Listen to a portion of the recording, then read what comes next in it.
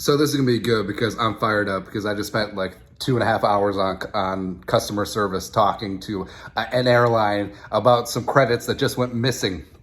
Just went missing from my account. It's kind of crazy, man. But we got them back because they underestimate how little quit I have in me. Speaking of quit, Aaron Rodgers should probably just quit because it's over. I mean, his old ass, calcium depleted, bird bones, diva, all of that stuff is like, I'll go to the darkness. I'll go 4 days, but 2 days, whatever. The whole trade of him to the Jets, it's hit a standstill. I think that it's falling apart, and it's beautiful, man. It's hilarious because everyone's talking tough in this situation, especially the greasy grimy Green Bay Packers, because they're like, oh, we have all the leverage in this situation, so we're going to get a first-round pick from the Jets. Baloney. Absolutely not. No, you'll be lucky if you get one of their 2 second-round picks, 42 or 43, and you ain't getting much more than that because the Jets have all of the leverage because the best leverage in negotiations is walking away from the table. And the Jets can easily do that. The Jets could make a move in the draft for a quarterback. They could go after Kirk Cousins. They could still make a late play for Lamar, even though he seems pretty happy now that he's got OBJ. But, I mean, what are the Packers going to do? Like, if the Jets walk away from the table, are they going to pivot to the Niners? Probably not going to happen.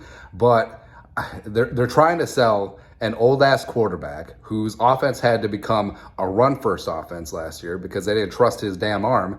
Because remember the Buffalo game? When they were up at Buffalo and lost. See, us Vikings fans don't know what that's like.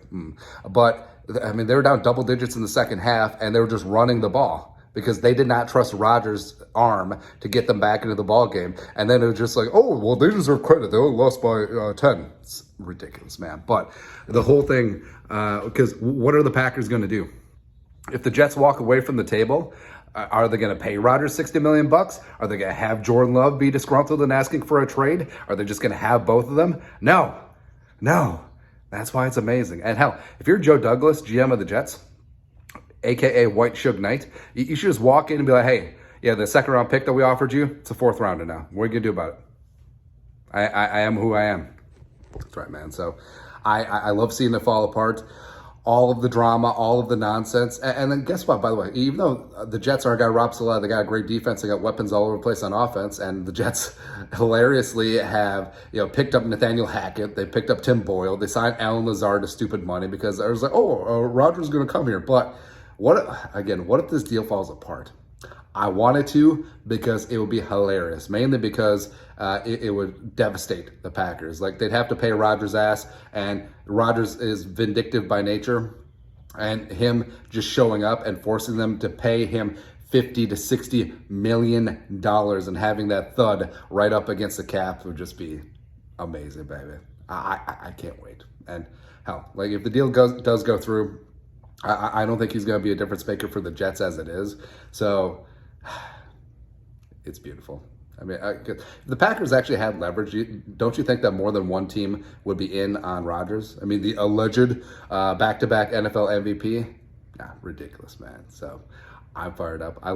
See, again, men say that they hate drama.